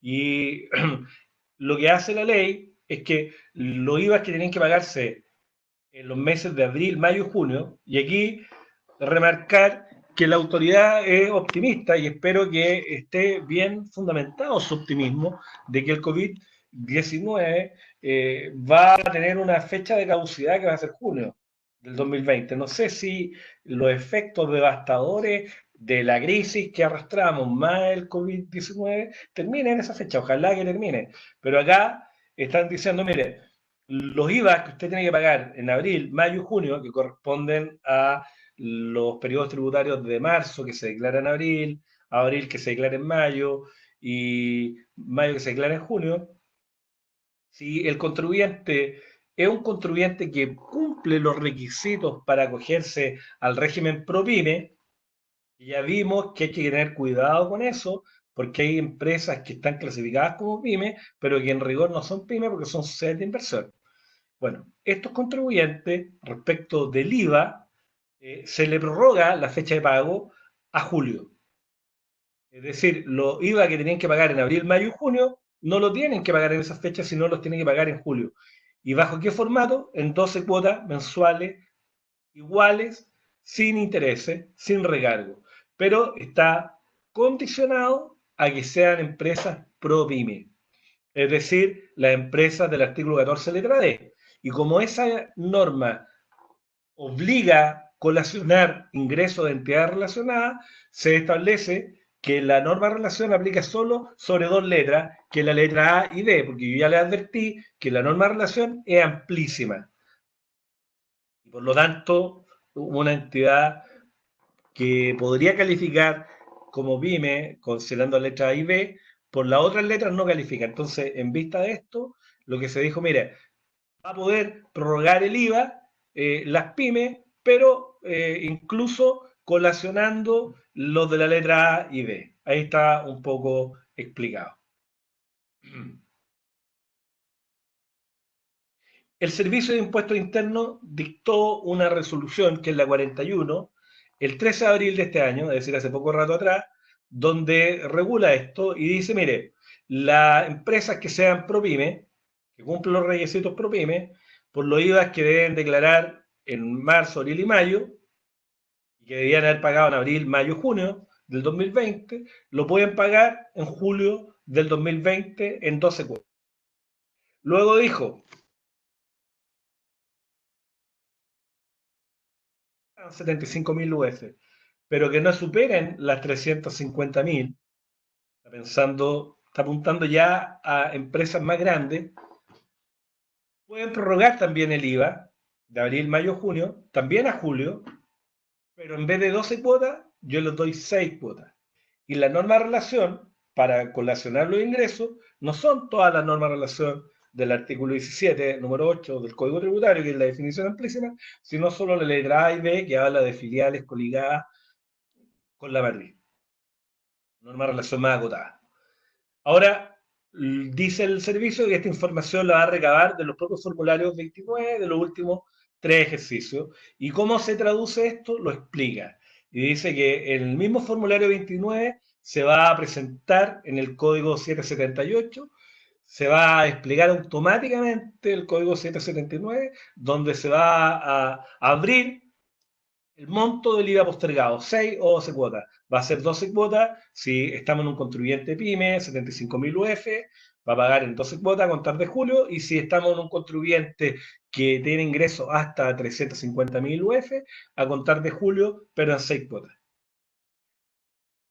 Luego, cuando le corresponda pagar en julio, en ese mes, se va a desplegar el código 780, donde va a estar el monto de la cuota a pagar por IVA postergado. Supone que va a estar reajustada. Y ahí va a ir llevando el control de lo que quede adeudado para los periodos que siguen.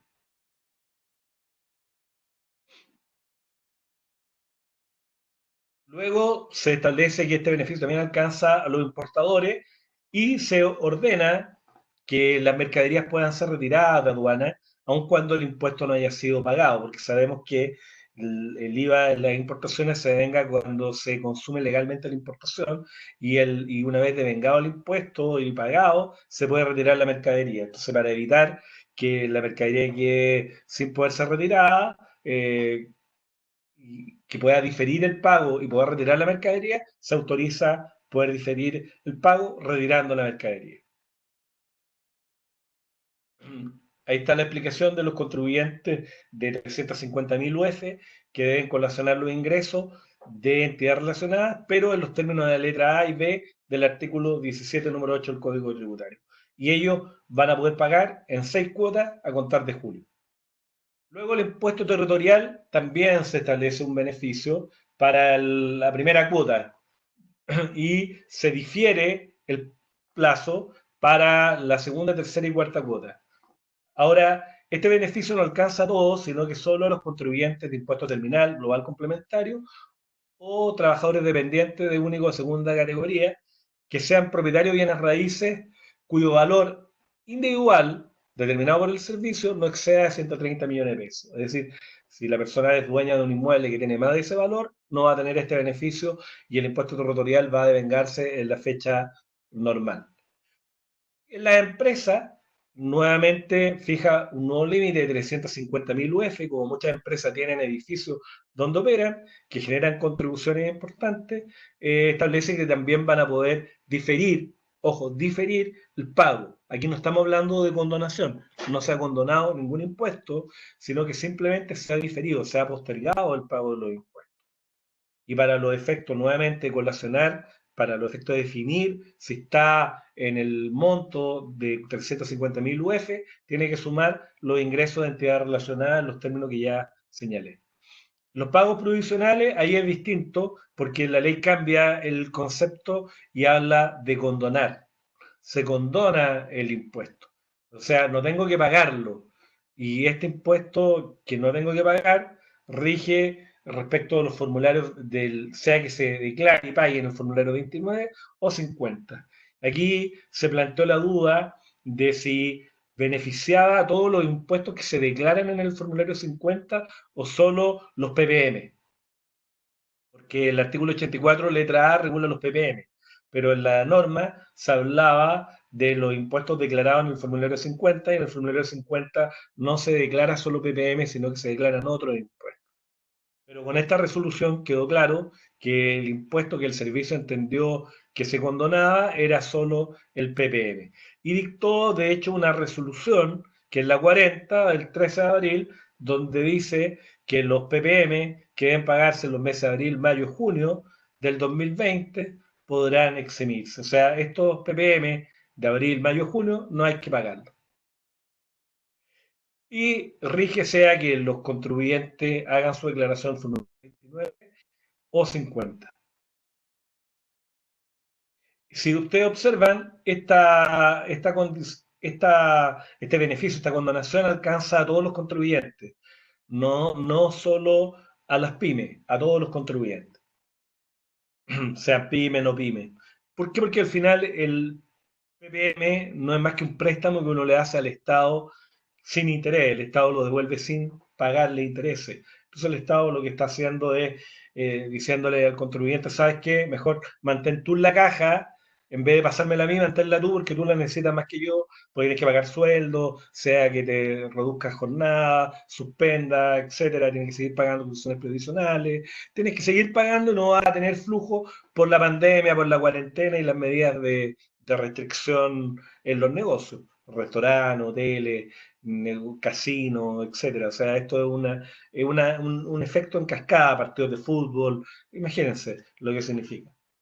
Luego los contribuyentes que sean pyme, que cumplen los requisitos para ser pyme, le permite declarar el impuesto a la renta y no pagarlo en este año, o sea, no pagarlo en este mes, sino pagarlo en julio. O sea, el Estado confía que en julio eh,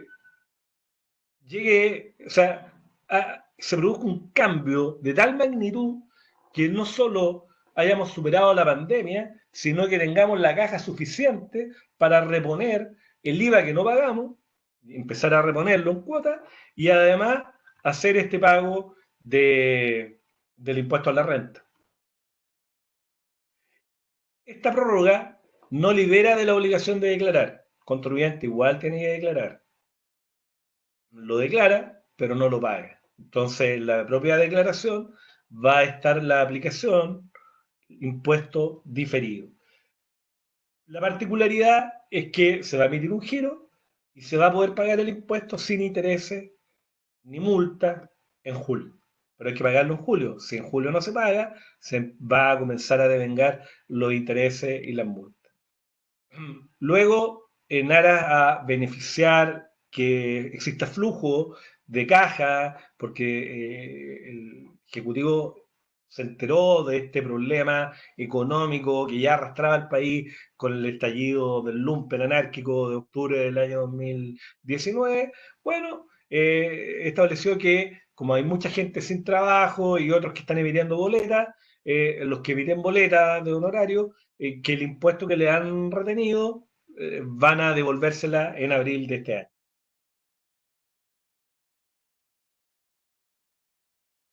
Las devoluciones de impuestos, nuevamente se establece la devolución anticipada para los contribuyentes del artículo 14 letra D, las personas naturales. El impuesto primera categoría, ya expliqué que queda prorrogado para julio, pero solo para las empresas que cumplan con los requisitos del artículo 14 letra B, pero es obligación de declararlo. Hay un diferimiento solo en la obligación de pagar. Hay un diferimiento en los plazos para opcionar los regímenes tributarios. Acuérdense que en principio hasta abril uno tenía que elegir, ahora va a poder elegir si queda bajo el régimen general, bajo el régimen PYME o bajo el régimen de transparencia siendo PYME hasta el 31 de julio de este año.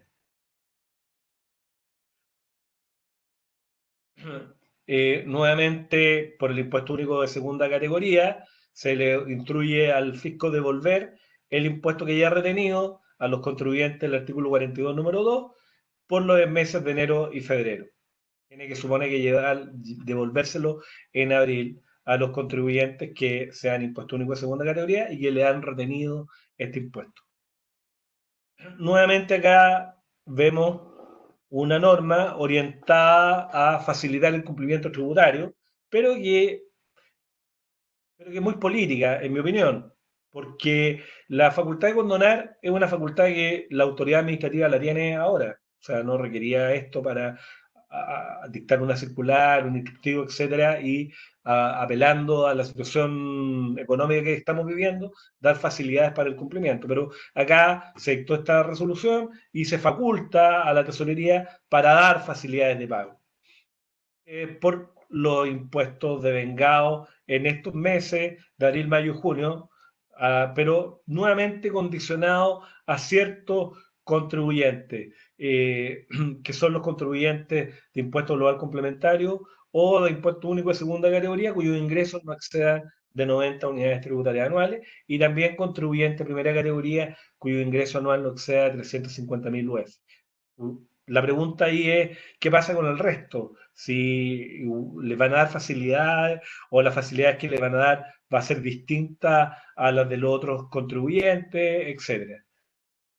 Porque nuevamente se faculta al servicio y a tesorería para condonar los intereses y multas por declaraciones presentadas fuera de plazo hasta septiembre del 2020. Aquí el legislador amplió la proyección y dijo hasta septiembre del 2020 yo voy a dar facilidades para los contribuyentes que se acojan a convenios, etc. Ahora habrá que ver en qué se traducen esas medidas, porque si el contribuyente se acoge y le da una condonación del 90% y va a salir en un diario virtual que a tal compañía le condonaron un 90%, siendo que es dueño Juanito, que es multimillonario, vamos a estar en problema porque eso significa no entender nada del negocio y discriminar arbitrariamente, porque puede que Juanito sea multimillonario, pero los otros dueños no lo sean, y al final del día esa compañía que da trabajo a mucha gente esté en cuasi quiebra por no tener facilidades para el cumplimiento de su obligación. También el interés por pago de impuesto territorial nuevamente se faculta a la tesorería para dar facilidades en el pago de estos impuestos hasta septiembre del 2020. Y la forma de hacerlo es que todas estas facilidades van a estar vigentes por 12 meses, hasta que se extingan todos sus efectos. Esas son más o menos las medidas tributarias que impulsó el gobierno, pero también hay medidas económicas que yo quería un poco explicarlas hacia grosso modo, entre ellas un beneficio directo, que es lo que está haciendo Uruguay, es lo que hizo Argentina, $40, mucho menos que lo que está haciendo Chile, pero también lo está haciendo Colombia, Ecuador, varios países que son bonos o beneficios al quintil más pobre. En este caso, a los beneficiarios son de subsidio familiar, que es un bono directo para que lo cobren en forma directa y lo paga el Instituto de Previsión Social, que tiene la facultad de hacer convenio con bancos para facilitar el pago de esto. También, esto también es relevante, se dio un aporte importante al Banco del Estado que ha ido creciendo en el tiempo para que con esa caja pueda facilitársela a las pymes, porque sabemos que una pyme que tiene problemas más ahora los estados financieros van a mostrar una debacle, evidentemente va a ser muy difícil que la banca le preste plata. Entonces acá lo que quiere el Estado es, a través del Banco del Estado, que tiene un fin distinto, debiera tener un fin distinto de los otros bancos, porque si no habría que privatizarlo, es simplemente que inyectarle capital para que ese capital lo traslade a las empresas que requieren capital de trabajo. Evidentemente que ahí va a haber un análisis de riesgo y de futuro, de sobrevivencia de cada empresa y ver la proyección que tiene, porque tampoco se va a tratar de prestarle plata a empresas que ya su único destino es que mueran y hacerlas nacer de nuevo.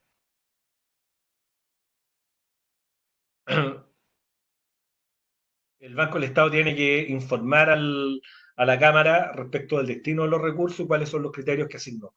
Otra norma de beneficio que ha sido bastante conveniente, pero que tiene un plazo acotado del 1 de abril hasta el 30 de septiembre del 2020, es suspender o llevar a cero la tasa del impuesto por operaciones de crédito de dinero. Es decir, pues, los créditos, la idea es facilitar los créditos, que pasarle flujo del Estado a los privados para que los privados activen la economía.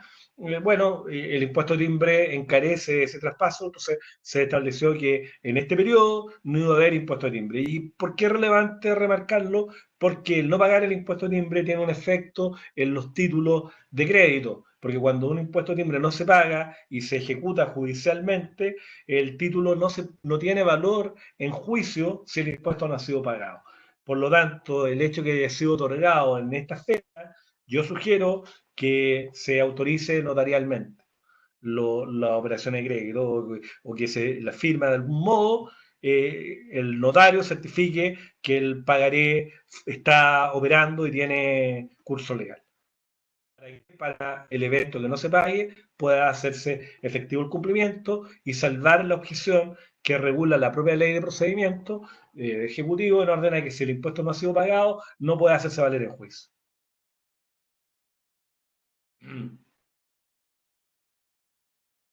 Otra medida importante es acelerar el pago del Estado a los proveedores. El Estado supone que tenía que anticiparle flujo a todos los proveedores del Estado, proveedores de hospitales, proveedores de carreteras, de concesiones y de cuánta actividad que el Estado externaliza, el Estado va a tener que anticiparle los flujos. ¿Para qué? Para que ese capital llegue al mercado y permita el flujo normal de la riqueza. Además, se crea un fondo de solidaridad municipal de 100 millones de dólares. Pero además de todas estas medidas, se autorizó al presidente para endeudarse por hasta 4 mil millones de dólares. Yo creo que esta suma quedamos por debajo, va a haber dictar medidas nuevas. Y de hecho, el gobierno la semana pasada proyectó medidas nuevas que están orientadas a través del FOGAPE, darle acceso a las pymes a crédito barato, con una tasa de interés, dijo el presidente con el optimismo que lo caracteriza, que incluso es negativa, porque es 13,5% valor nominal. Es decir, él asume que la corrección monetaria, la UEF, va a ser mayor que el 3,5%. Y la verdad es que la inflación, una de las variables de la inflación, es que suban los precios de las cosas y van a subir los precios de las cosas porque hay mucha demanda, así lo dice la ley de la oferta y la demanda. Eh, pero no sé si va a haber tanta demanda después de la debacle del COVID-19. No creo que haya tanta disponibilidad de caja para comprar. Yo creo que es posible, pero equivocarme, que los precios tiendan a bajar. Y si tienden a bajar, no hay inflación y por lo tanto el interés 3,5% no es un interés caro, un interés, pero que no es mal negocio para un banco prestar a ese interés si la inflación es alta y además el Estado garantiza el cobro de estos créditos. Bueno, esas son más o menos las medidas, Jessica, que yo quería explicar. Hay otras medidas que ustedes ya han explicado en conferencias o reuniones que ustedes han tenido por teleconferencia con las medidas laborales, de la suspensión de la relación laboral, de la suspensión de la relación jurídico-laboral individual, y también algunos autores dicen con los sindicatos, y la facultad de reducir la jornada de trabajo, que la están aplicando muchas empresas, más un proyecto del teletrabajo que está en tramitación, pero que entiendo que ustedes lo abordaron en el otro conversatorio que hicieron. Así que hasta acá queda mi exposición y abierto a las preguntas que puedan formular. Perfecto, sí, como bien dices, hemos abordado varios temas en el resto de nuestras webinars. Y bueno, agradecer tu presentación que por lo demás estuvo muy interactiva con los ejemplos y todo. Voy a proceder a darte las preguntas que tengo anotadas para cerrar. La primera dice, una sociedad a responsabilidad limitada solo percibe arrendamientos de dos inmuebles, dos departamentos pequeños entre paréntesis. ¿Debe necesariamente tributar en régimen general o podría de alguna forma tributar como pyme?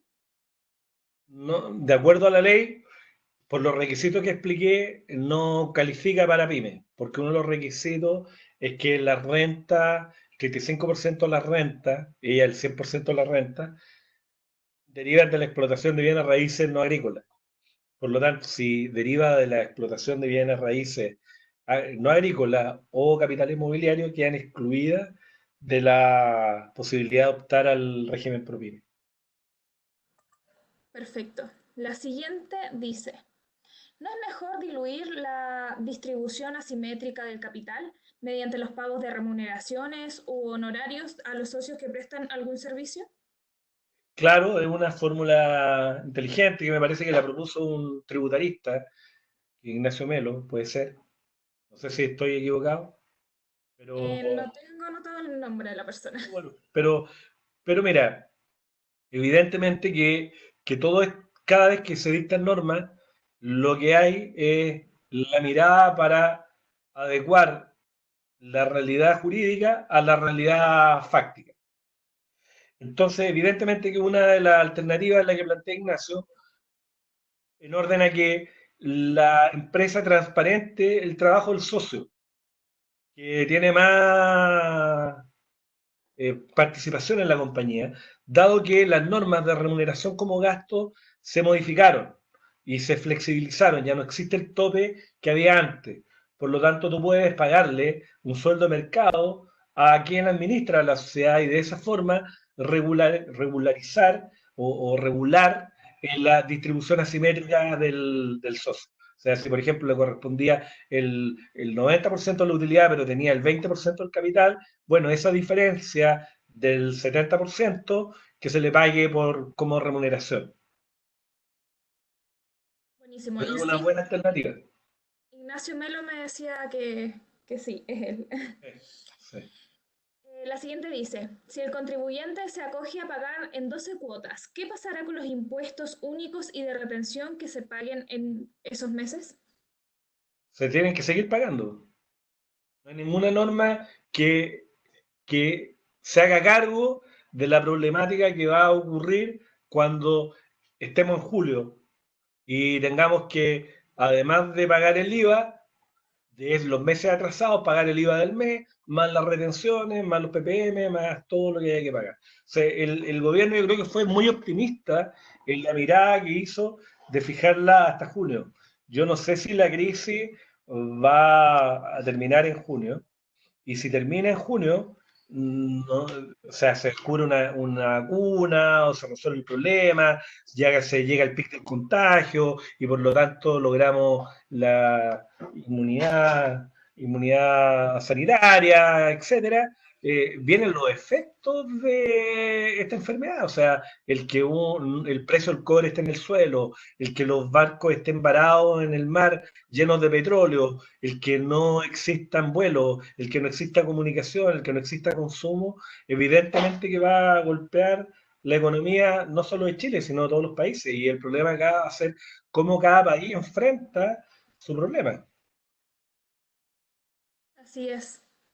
Continúo con la siguiente. Los contribuyentes de la primera categoría pueden prorrogar el pago de los impuestos. No son pymes entre paréntesis, dice. Lo que pueden prorrogar solo son los PPM, que no discrimina, y cuando son hasta 350.000 UF pueden prorrogar el IVA, que es lo que explicaba, y el impuesto a la renta solo las pymes, que lo pueden prorrogar hasta julio. Ahora, en la práctica, lo que va a ocurrir es que muchas empresas eh, van a declarar sin movimiento, quizás después rectifiquen, le van a cursar el giro y van a llegar a convenio con tesorería, porque no tienen cómo pagar. Y muchos impuestos son de declaración y pago y no se permite declarar sin pagar. Entiendo. En el caso de las sucesiones, no se toma el valor del límite del inmueble, entre paréntesis dice 130 M, creo que son millones, para saber si un heredero podrá diferir el pago de las contribuciones. Lo que pasa es que cuando la norma dice que uno tiene que ser propietario de inmuebles cuyo valor fiscal son 130 millones de pesos. Uno, si es una sucesión, no es el único propietario porque hay una comunidad hereditaria, la que se forma tras la muerte del causante. La sucesión es una comunidad hereditaria, son varias personas titulares del mismo derecho respecto al mismo bien. Por lo tanto, es la proporción de lo que le corresponde en ese inmueble, es lo que consideran como parte de su avalúo. Y en consecuencia, si tienen un inmueble que vale 200 millones, pero yo soy dueño de un quinto del inmueble, voy a estar en condición de acceder en lo que respecta a mi cuota a ese beneficio. Porque la pregunta ahí va a ser cómo se va a reconocer esa parte. El problema es que cuando una persona muere, en los 3 siguientes años se considera que sigue viviendo para efectos tributarios. Es decir, el fisco uno lo persigue incluso después de muerto. Y la persona puede haber muerto y sigue existiendo tributariamente. Y como sigue existiendo, el rol de avalúo va a marcar que ese contribuyente tiene un avalúo que vale más de 130 millones de pesos y por lo tanto la sucesión, si no se ha hecho en la partición de los bienes, va a tener que pagar, no va a poder acogerse al diferimiento. O sea, dicho de otra forma, en rigor debiera tener el beneficio, pero en la práctica no lo va a tener por el hecho de que el causante sigue viviendo. No se haya hecho la partición. Perfecto. ¿Se puede llegar a convenio por cuotas de contribuciones atrasadas del 2019? al mismo tiempo acoger al beneficio respecto de la primera cuota, cuota del 2020? ¿Sí? No hay ningún inconveniente. Lo que pasa es que seguramente las facilidades para suspender para pagar la cuota de este año del COVID-19 van a ser mucho más flexibles o mejores condiciones que la rezagada. Perfecto. Y la última que tengo anotada y más, pero nos alargaríamos mucho, dice, una empresa inmobiliaria que solo vende departamentos, ¿puede ser ProPyme? Por lo que explicaba antes, porque ¿Ya? está explotando. Bueno, si, ahí habría que ver si califica o no como empresa constructora, porque si es una empresa que compra bienes raíces y después los vende, su giro es la explotación de bienes raíces y la ley expresamente la excluye del beneficio de la propina. Pero si es una sociedad que construye inmuebles y los vende, ya deja de ser una sociedad que explota inmuebles para ser una empresa constructora y como empresa constructora está bajo el 20 número 3, no bajo el 20 número 1 de la ley de la renta. Tengo dos preguntas más, te las hago y Dale. terminamos. La primera dice, la empresa que posterga para el pago IDPC para julio, que paga con el crédito del socio que participa de dos empresas y una paga en abril y la otra se posterga, pregunta. O sea, claro, si la persona participa en una compañía, por ejemplo, yo soy socio de una empresa que es pyme y de una empresa que no es pyme, la empresa que no es pyme no va a poder pagar o diferir el pago del impuesto a la renta, Julio, pero la otra sí, no hay ningún inconveniente. Lo que sí hay que colacionar los ingresos para ver si la pyme califica como pyme, porque tiene que sumarla a los entes relacionados en la proporción que corresponda. Perfecto. Con motivo de la declaración anual de renta del año tributario 2020, ¿se debe pagar impuesto global complementario ahora en abril? ¿Se ha establecido alguna prórroga para el pago?